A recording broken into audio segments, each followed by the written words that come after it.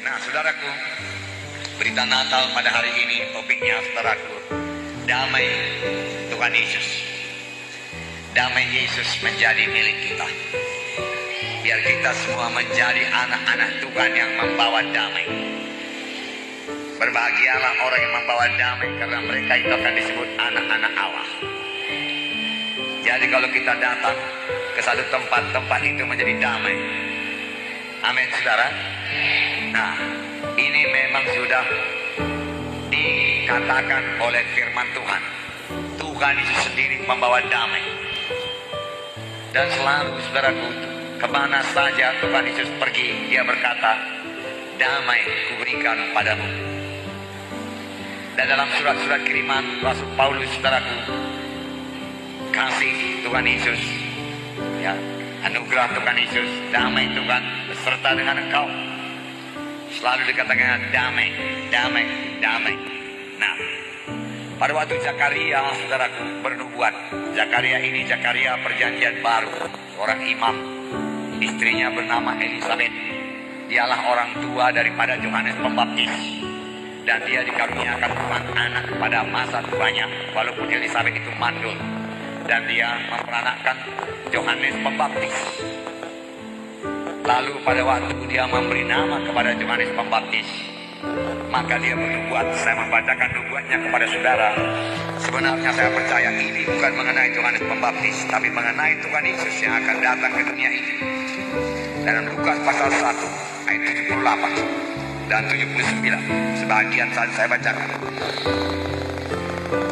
Oleh rahmat dan belas kasihan dari Allah kita, dengan mana ia akan melawat kita surga pagi dari tempat yang tinggi, untuk menyinari mereka yang diam dalam kegelapan dan dalam naungan maut, untuk mengarahkan kaki kita kepada jalan damai sejahtera. Yesus akan memimpin kita dan menyinari kita dengan surya pagi yang memberikan damai sejahtera kepada kita, bahkan mengarahkan kaki kita, yang berarti memimpin kita kepada jalan damai sejahtera. Jalan damai sejahtera.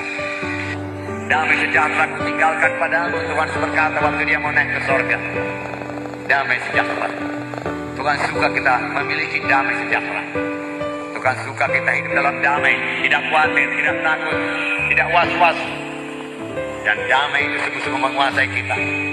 Ya, kemana saja kita bergerak, saudara, orang merasakan damai itu, saudara. Orang melihat damai itu, saudara. Dalam kita, saudara. Orang melihat damai itu dalam kita. Nah, saudara,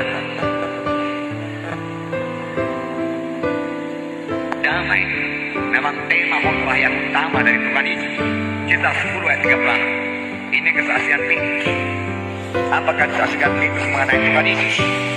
Kisah 10 ayat 36. Saya membacakan kepada saudara. Itulah firman yang ia suruh sampaikan kepada orang-orang Israel.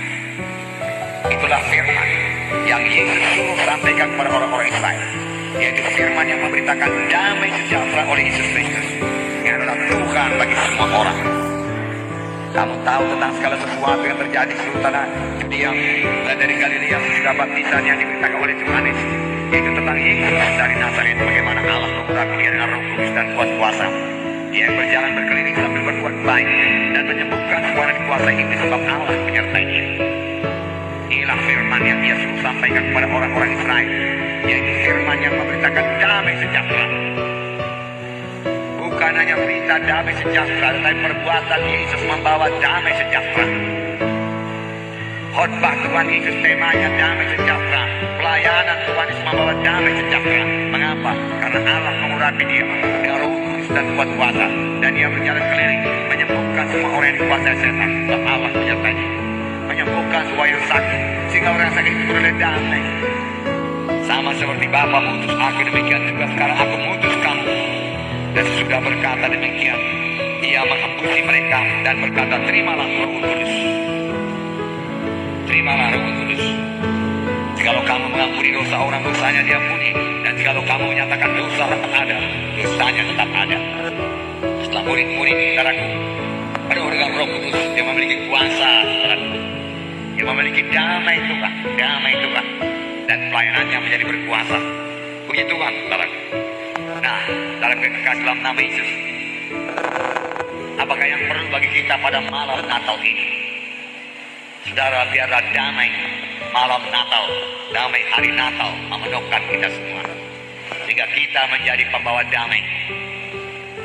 Bukan hanya pada hari ini, besok, tetapi seterusnya dalam sepanjang hidup kita, kita menjadi pembawa damai. Haleluya. Hal tersebut sama juga dengan saudara. Di dalam saudara juga ada Tuhan Yesus. Itulah sebabnya saudara mewarisi hidup yang kekal. Seperti ayat yang sering kita baca dalam kebaktian Natal. Barang siapa yang memiliki Yesus, dia memiliki hidup yang kekal. Barang siapa tidak memiliki Yesus, tidak memiliki hidup yang kekal. Saudara, Yesus dalam saudara, amin.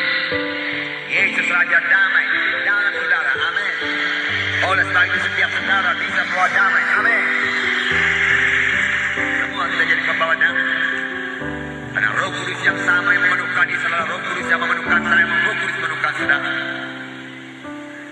Karena hidupku ini bukannya aku lagi, tapi hidup dalam aku. Setiap anak Tuhan yang telah menerima sebagai Tuhan dan Juru Selamatnya dapat berkata demikian. Yesus Kristus dalam saudara, amin. Yesus Kristus mengasihi saudara, dan dia akan menyangkupkan saudara menjadi pembawa damai, menjadi pembawa damai.